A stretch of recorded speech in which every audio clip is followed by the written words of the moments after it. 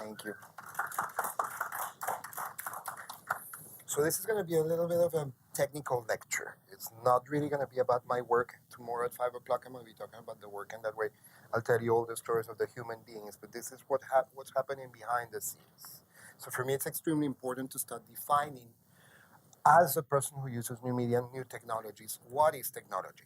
So in a way, technology is this. Technology is the moment of decontextualization.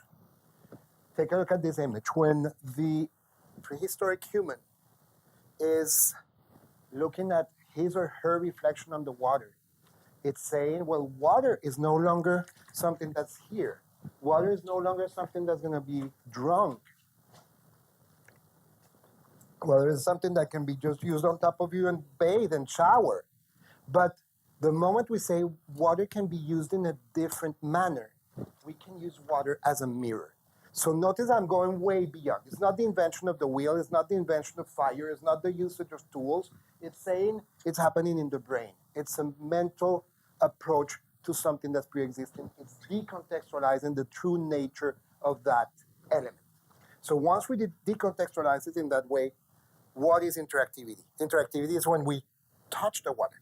We were able to see our image, but we're finally touching it, and the ripples are distorting our images. They're completely distorting our appearance. We are interacting with what we're seeing.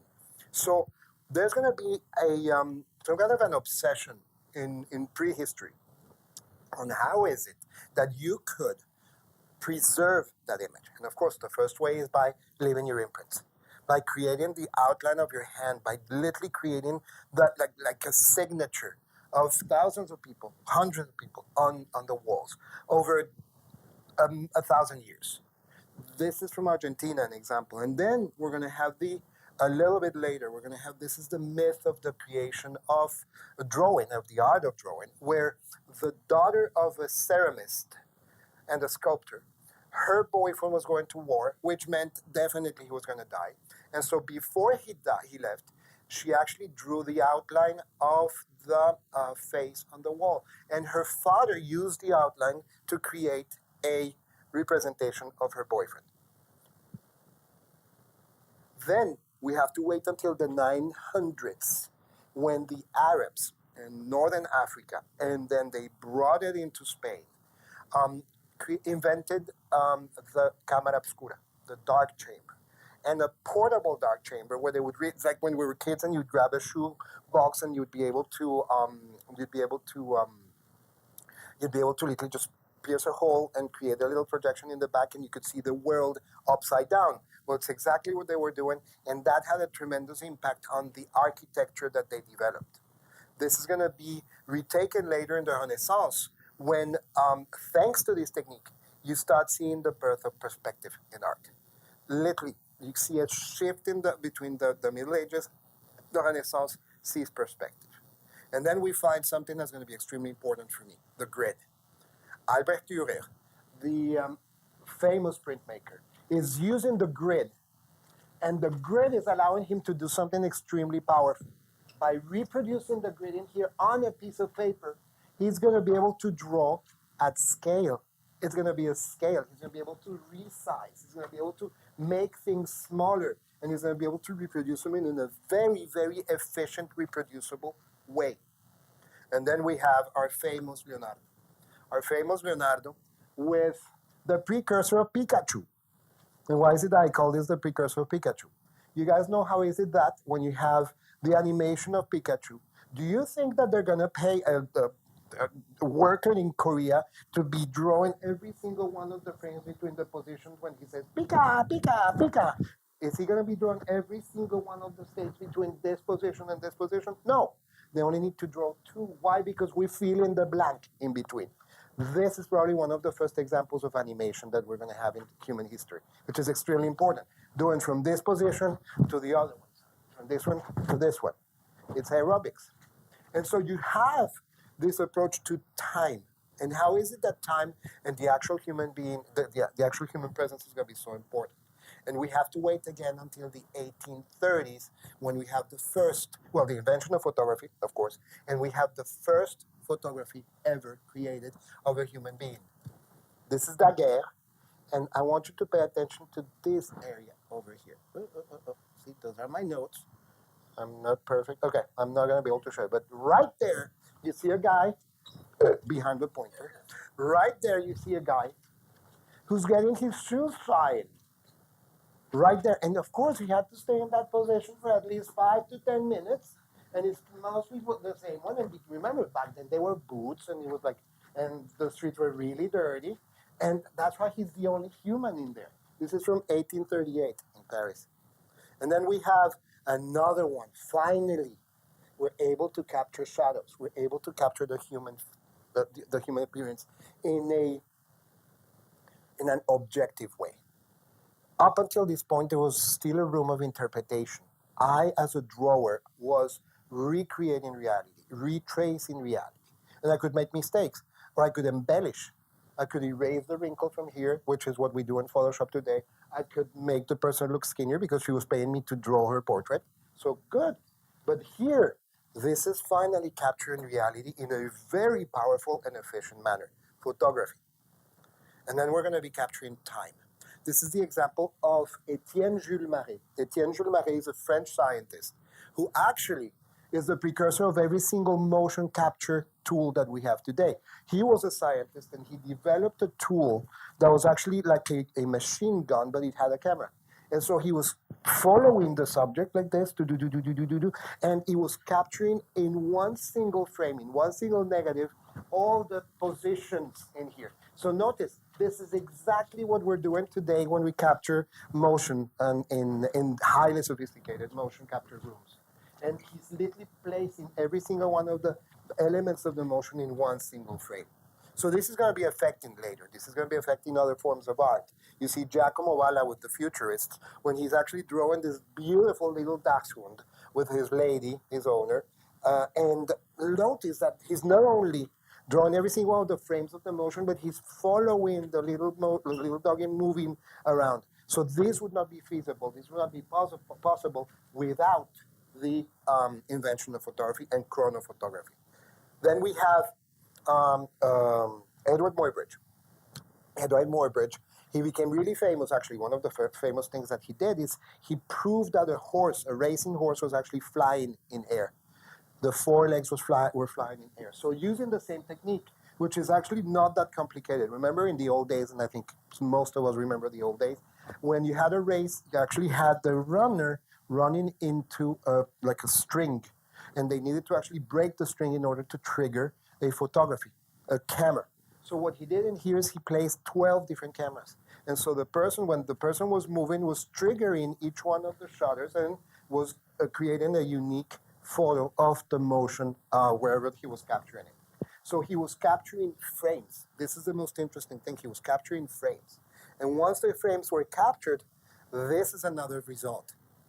Marcel Duchamp, here, nude descending the staircase. And then John Matos, C-3PO descending the stairs. Of course, it's exactly the same way, but it's the same logic of what Giacomo Balla did. It's the same nature of what Etienne Jules Marais did, but notice the direct reference to Edward Muybridge. And finally, we have, at the end of the 1880s, we start seeing the first breakthroughs, and between 1890 and 95, we have the images in motion, film. We are sampling reality. We're sampling reality in frames, and we're tricking the brain. We're making the brain think that there's something in between each one of those frames so that we consider this as a continuous movement. We are filling in the brain, the blanks in between. That is extremely important. This is actually also one of the first experiments in audio. That gigantic tin thing that you see there is actually a microphone. And this is Thomas Alva Edison, who was recording the audio onto a wax cylinder. So this is going to be evolving, because at the beginning of the 1910s, 1915s, you see the interest of creating television. And in television, what you see is not only are you capturing reality in frames, like film, but inside each one of those frames, you're separating it into lines. These lines are the ones that are going to be defining the image. this is Stokey Bill. It was actually a ventriloquist dummy, the head of the ventriloquist dummy, and they were capturing this, broadcasting it over the radio waves, but they had to actually sample the image into lines. It's actually mechanical television. It's a disc that's spinning very quickly, and it's got a spiral of little holes, 42 holes, as a matter of fact, each hole representing each line that represents the image in here. So this is a recreation by one of my favorite and most influential video artists. His name is David Hall.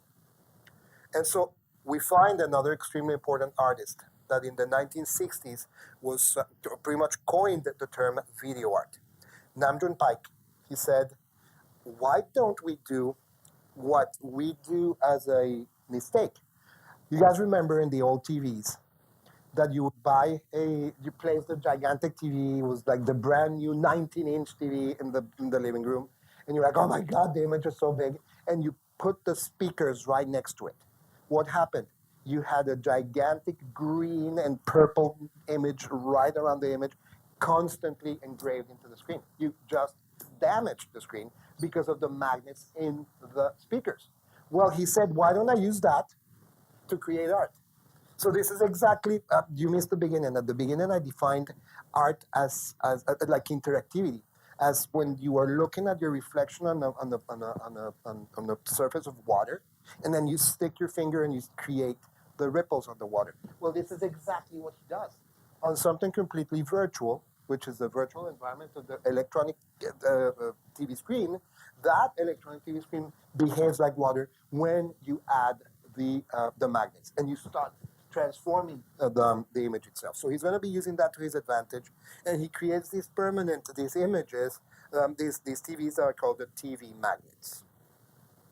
So once we have this, once we reach to this point, reality is decomposed into lines. And then they're going to say, why don't we use some type of a code, like the Morse code? And later it's going to be the radio teletype code. Why don't we use it in order to create the grid? And then through the grid, represent reality, where each one of these characters is going to be inside a very unique, equidistant grid within the cells. And why don't we use characters that are going to be ranging in light? So the darker character is going to be the space, for example, and the lighter character is going to be the uppercase M. Why don't we use that to represent reality? I'm showing you porn here. So this is what was considered porn when there was no internet. And they would actually send these images using using systems like the fax system and everything. It's exactly the same approach. This is actually one of the first large image format that was created in 1966, 1967 by Leon Harmon and Ken Knowlton. There's a pearl. There must have been a drag queen in here. This is actually using mathematical symbols in order to recreate this beautiful nude of a lady, using it completely as a representation, a mathematical representation of reality. And now, remember when the internet first started, when we really didn't have the advantage of sending real images. This is the type that we started receiving. This is the famous ASCII art. With ASCII art, we are able to represent finally reality within the grid. And then we realized that the smaller the cells in the grid, the more quality we were going to be receiving. So as an artist, this is what I do. As an artist, this is in real time. This is a series of photos that I created. And actually, I created these photos with an artist who's showing his work this weekend here at IndieGrids. His name is Stephen Crumpton. He's one of my colleagues at the University of Tampa.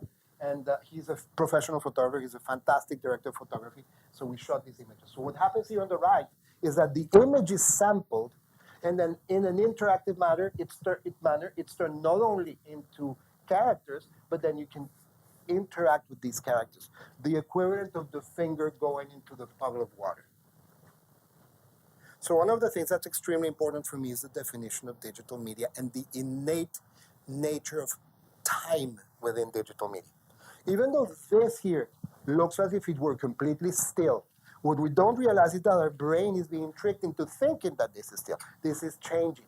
Every 60th of a second, this image is being refreshed, even though it looks completely still. That's why I strongly recommend you never buy a TV on eBay, or somebody says, oh, I have a free TV, because you turn it on and you have a porno image completely permanently engraved into the TV screen.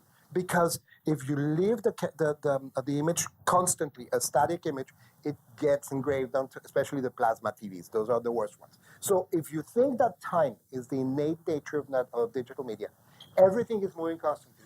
So therefore, you can use that time to process it. You can use that time to sample it, to resample, to manipulate. So this is, for example, another example using exactly the same images in the previous series. This is actually using time, using a sine and cosine function. And the sine and cosine functions are the ones that are allowing you to create the rotation of those squares. And then the size of the square is actually proportional to the brightness of the pixel, in here.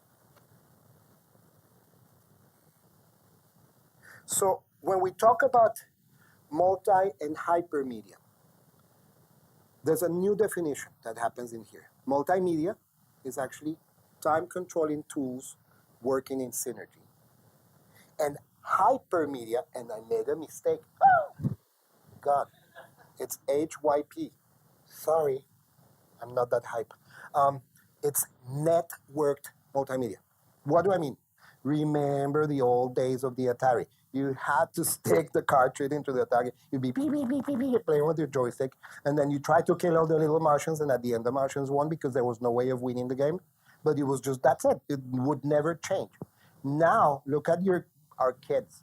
They're playing video games, and they never end because they're connected to the web. They're playing with their friends across the world or across the nation, and they're all playing the game with others in environments that keep on growing. Why? Because we're no longer limited to a little CD-ROM this size. We're no longer limited to a little cartridge. We're no longer limited to that. We can now use these as a gigantic server in the cloud. So from my perspective, this is also super interesting, is my way of understanding narration. And I have to show you the Lev Kuleshov effect. Lev Kuleshov was an experimental filmmaker in Russia between the 1910s and the 1920s. After the Russian Revolution, there was no money, so they had to actually think in theory. What's the theory of narration? So he started doing this experiment. He showed this image of a soup, the face of a man. This is the second one. The image of a girl in a coffin, and the image of a man, and then the image of a beautiful lady, and then the image of the man. And when he showed this, people actually said, oh my God, he's completely hungry. He's suffering. And then he's so sad. And then he's so horny. But guess what? It's exactly the same image. It's exactly the same image, which means that in time is not like math. You know that 2 + 1 = 3, 1 + 2 = 3. So the order of the elements does not alter the result. Here, the order of the elements completely transforms the result. So in that sense, whenever you're telling a story, we are perceiving it in a linear manner. So when we're trying to break that linearity, how can we break it? We cannot escape it. We're humans. We go from A to Z, from beginning to end, from birth to death. There's no escape to that. And whatever we're going to be experiencing is going to have a beginning and an end. And so when you see that progression, how can you use elements of interactivity? And in my work, you're going to find a lot of references. This is very important. I happen to do tarot card readings for my friends. And I happen to do for most of the people that you're going to see in the show, they actually, we had tarot card readings, and they represent one of the major arcana. It was a way for me to create some kind of a framework, a theoretical framework. And so once we see these as a unique character, for example, the magician in here, the magician is the trickster, the magician is the con artist. The hanged man, look at him, he's like all happy, he's like, hi, and he's just hanging from one leg. And then the death over here, the death is actually saying, look, I'm just starting from zero. So they all represent a unique archetype in society. So when you see that archetype in society, how are you going to recreate it in the real world? Well, I tried to do it in a project that I started working in 2005 and I finished in 2012. It was called A World, and it was an interactive narration. And using my cell phone, and I started using it even way before the iPhone even had a camera and allowed you to record video. I started working with the Trio 650, and I recorded every single one of my moments in life. So I collected 3,865 videos, 3,865 videos, and at the same time 409 audio files that would be presented on a spatial display, 20 videos, and the latest video at the top right corner, over top left corner, top left corner would be the latest video that I would have uploaded. So with that, I allow the user to, when they move the mouse over each one of the little squares, the square grows. When they click on the mouse, on the image changes. And so you have an entire display of images that are little loops, like repeat loops, like animated GIFs, which we see them already today, but I've been working with animated GIFs since 1995. So coming from that notion of the animated GIFs, this is where it comes from. Actually, Alejandro and Brett, you guys are in there.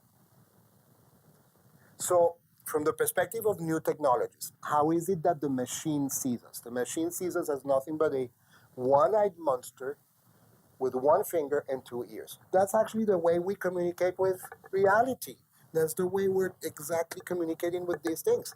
And so why not, why is this not connected? Sorry. No. Hold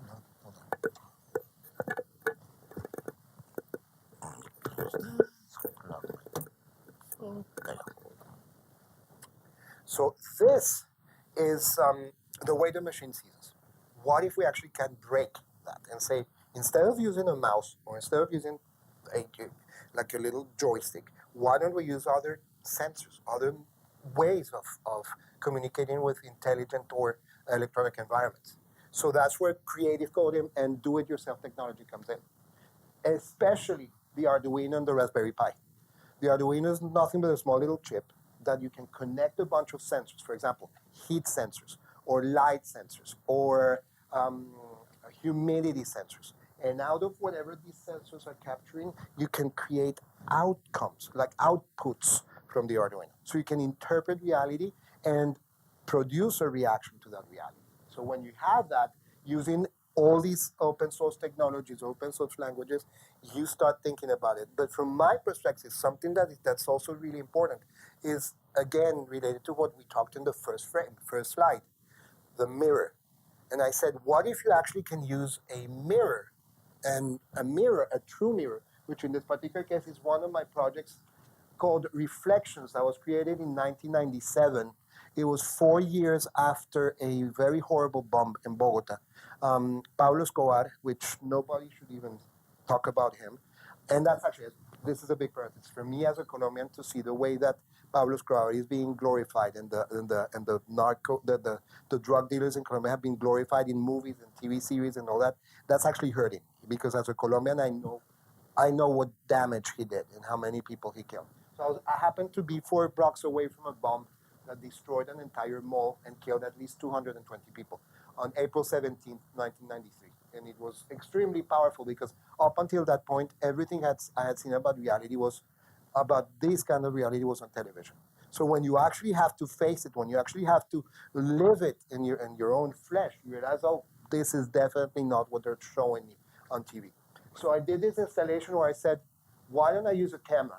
And using the camera behind the mirror, I can combine the image of the user with the images of the bomb. And so the user actually was being, in real time, engraved into the images of a bomb that happened 4 years earlier in Colombia. This is my friend Vicente, and you can see him here with his reflection over there. That's my friend Bruce Michael. That's actually an image, a very strong image of a woman that's crying over the dead body of her daughter. And it's a very powerful circumstance. You also, I have another approach in here, which is, well, this one is very interesting. This is a little bit scandalous. This is a piece that I did in 2004 where the user, just think of it. You're seeing a camera, you're seeing like a monitor in here, and so you're walking in front of it, and as soon as you walk in front of it, the camera senses that there's motion, and it triggers something. So it immediately attracts your attention. It's like that was the purpose. So when it attracts the attention, this is a lesson learned. Never work with your current boyfriends or husbands. That's my stupid ex-boyfriend. Yeah, idiot. But well, lesson learned. At least I got a very interesting interactive piece. So look at what happens in here. She's looking at the piece, and for me, it's extremely important to see it as a way of understanding how the user is going to interact with the work of art. Something that's going to be interactive. And so what happens in here is the user is going to start seeing these images, and they're going to stand still. So the camera is going to stop sensing any kind of motion, and once it stops sensing the motion, the image of the user appears, and they say, "Oh shit, I'm here. I'm with these two guys having sex." It is like, and you should see their faces. They're precious. They're absolutely precious. And so, based on that, it's really, why not use a webcam? Why not use a regular cam? Why not use that in order to apply intelligence? So this is another example of an installation that I did in 2014. It's called Waterfall. And that waterfall is actually capturing the users. So every single little green dot that you see there is the user. And the user is actually playing and grabbing these red boxes, these red cubes that are falling like a waterfall. And then they freeze and they create kind of like snow angels. So now this is a good ex-boyfriend of mine. This is Larry and his husband, Kevin, and that's his mom. She died, unfortunately. But they didn't know I was recording them. So this is the actual experience. Look at them. They're doing snow angels. He loves this one. See? So the moment you stop moving, the white squares start falling, and they just kept on being washed by there's a political story behind it, it's everything, but it's a very interesting process. And so for me, that's actually something that is, why create cables and everything when you can just sense the space itself? And then I started thinking about this. What happens if I were able to do a sampling of reality and a 3D space? Because the previous one is nothing but a flat element on a three-dimensional. So using this, I realized that the KINECT, which is this machine that you guys have in here, the KINECT, and you've played games on the KINECT, and you're like, and it's been the biggest failure. The biggest failure for Microsoft was creating the KINECT, because what is it that kids do? They have a controller in their hands. They're sitting there. They don't have to move, and they can control the entire universe. Why do you have to be playing like this in order to play a game? That's exactly the opposite of what a gamer wants to do. No, let's be realistic. So knowing that, this is the result when you turn it into technology. Using the same logic of the pin box. The pin box is this machine. The machine is going to be sampling reality just like the pin box. It's producing data, and I can use the data however I want. So in this particular case, this is in real time. And it's an installation that I called Surveillance in 2014. That's my nephew jumping. That was at the beginning. And these are kids. So it was a deconstruction. It was forcing the users to see themselves from multiple angles, because once you see those little dots, you can see them from anywhere you want. It's nothing but data. So I can use a virtual camera and capture the scene from any angle. That's my little nephew.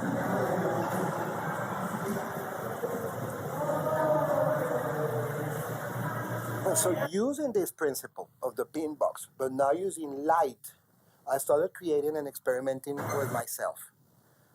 Self-portraits. Why? It's 3 o'clock in the morning. Am I going to call my friend and say, hey, why don't you come here and I take a picture of you? No, you have to use yourself. You discover something, it's 3 o'clock in the morning, you have yourself. So that's the reason why a lot of my things start with a self-portrait. A lot of my things. That's the first one, because I'm working with myself.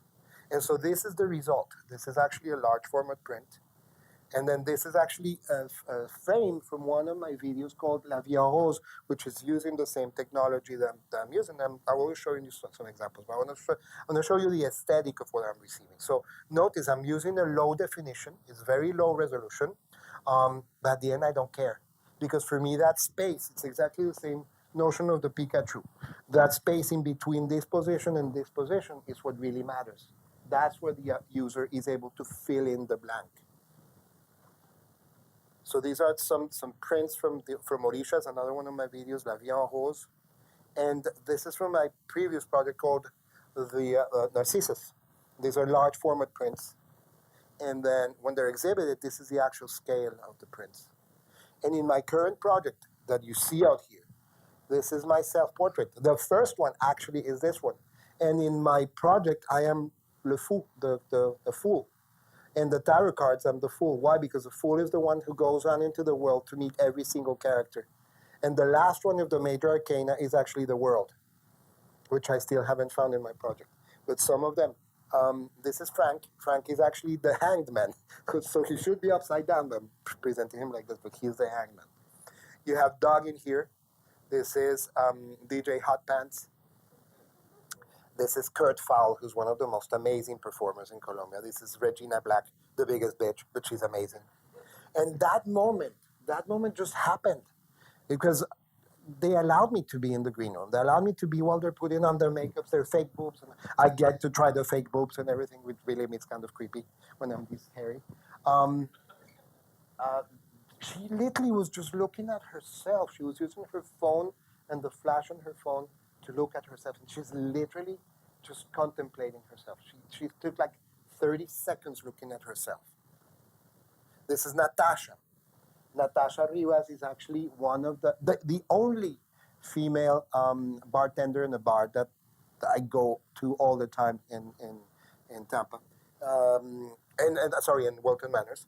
She is originally from Brazil, and she's one of the best bartenders, and she's fantastic. She's absolutely fantastic. What I want you to see here is how is it that unconsciously I end up doing what Manet was doing with Impressionism. Here is Manet taking a photo of the bartender at the Folies Bergère at the end of the beginning of the 1880s. And then here I am. Of course, I cannot compare myself to Manet, but I'm saying it's exactly the same notion in an impressionism way. I'm trying to capture reality outside the studio. How is it that here I am capturing Natasha? Well, she's shaking a cocktail. And so the result is this.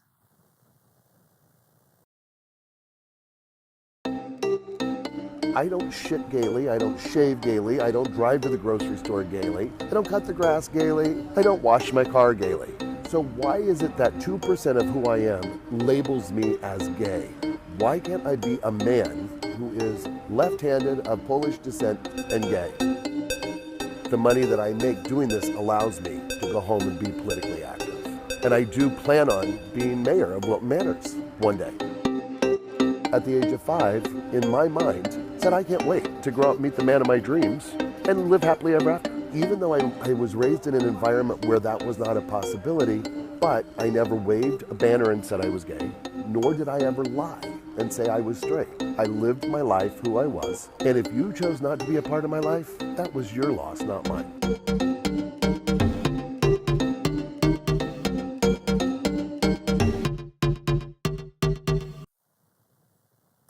These are the drag queens, the older drag queens. The ones that I showed you, Regina, they're all in their 20s.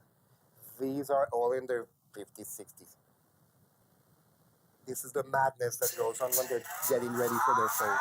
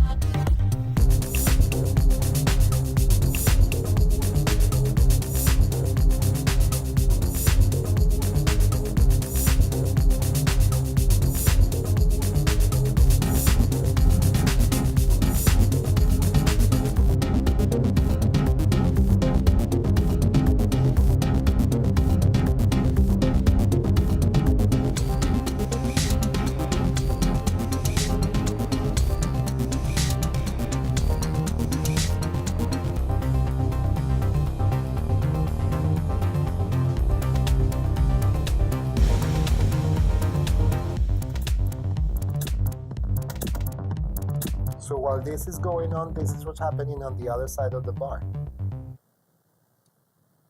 This is literally what the other side of the bar is experiencing. Next up the move shoot with her first song is Candy Cox. Let's hear it.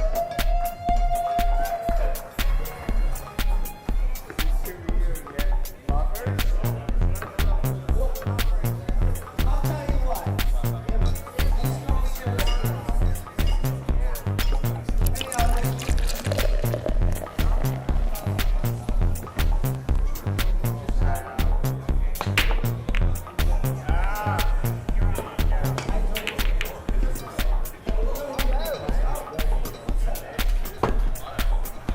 We have fun. Great group of girls that come here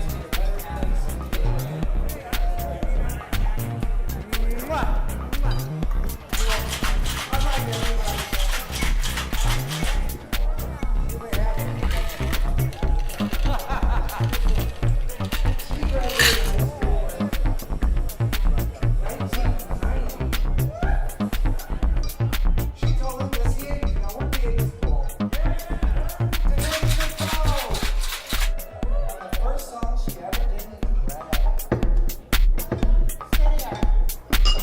We all were younger and skinnier.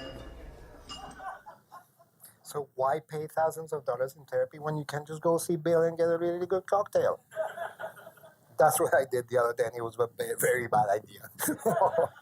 No, believe me, 2 bourbons is not a good idea for me. So what is to be done? Very, very important. The uncertainty. We have no idea what's happening. Remember, the phone appeared 10 years, the iPhone appeared 10 years ago, almost 10 years ago. So number 2, what happens when we deal with a battery life that we don't care about? They're already experimenting with new ways of creating batteries that are going to allow you to preserve a ton of electricity for thousands of years. So what if we don't even care if electronics can just run forever? Bioimplants. We're already dealing with how is it we can go and pay with our phone. You go to CVS and you use your phone and you pay like that. So what if we actually have a chip and we just pay with a chip, and we paid already for the membership of the museum just by showing the chip on a sensor?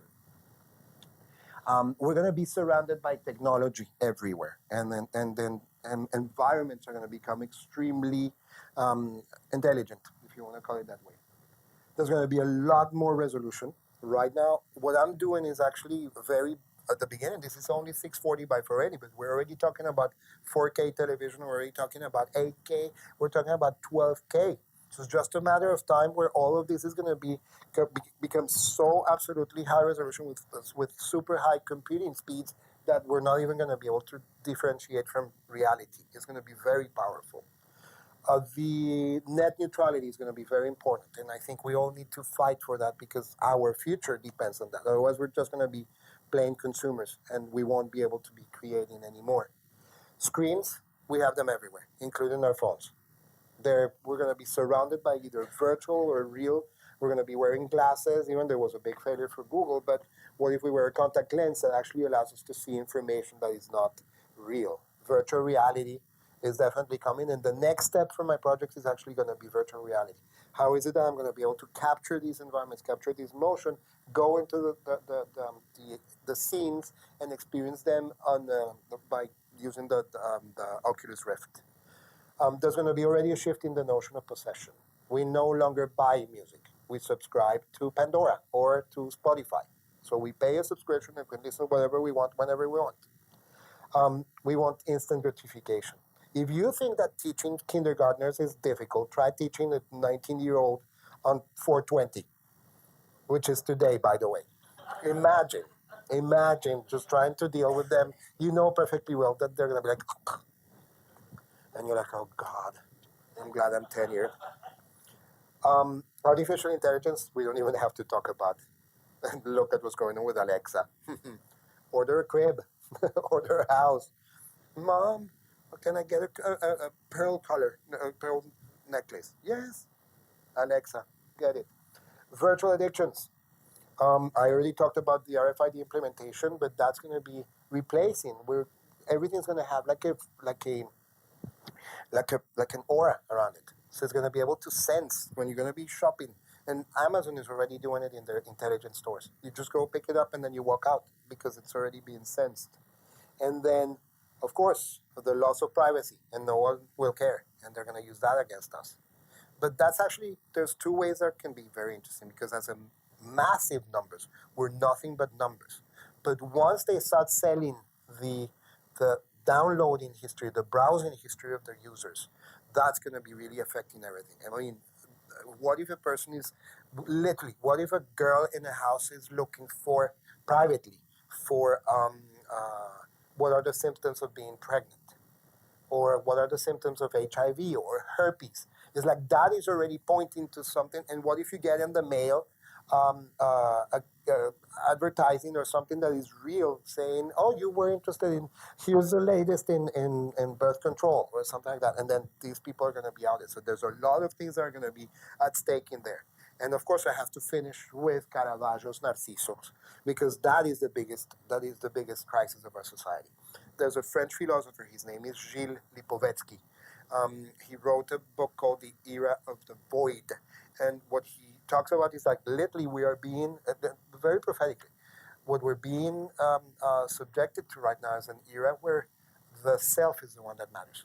Our marketing strategies have been so fragmented that it's just the individual that actually survives. It's the one that really matters. It's no longer the collective.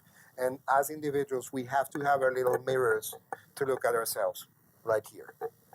So I really want to thank you, and I want to dedicate this lecture to one of my best friends, Monica Gudelo.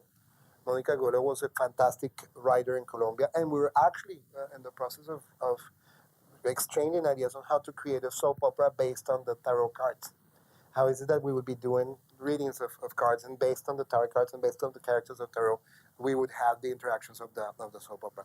And my brother Diego, who was murdered 9 years ago in Colombia, and of course he's my inspiration. Indigrits, Amada Torreya, thank you so much. The Colombia Museum of Art, Becca, Kaylee, Stephen Borak, and Jackie, now that I finally know you. Thank you so much. And of course, Palmetto y Luna. My goodness, I would not be here if it were not for Alejo and Britt. They're fantastic, and I know they're fantastic supporters of the culture here in Colombia, South Carolina. This is actually the second time I'm here in the city, and I really have to thank them because they're amazing. And if you want to look for me, I'm at Echeverry. That's my username in Vimeo. That's my username in YouTube. This is my name on Twitter, on Instagram, and this is my website, santi.tv. Santi.tv. So if you want to just contact me, everything's in there. All my work is in there. Thank you.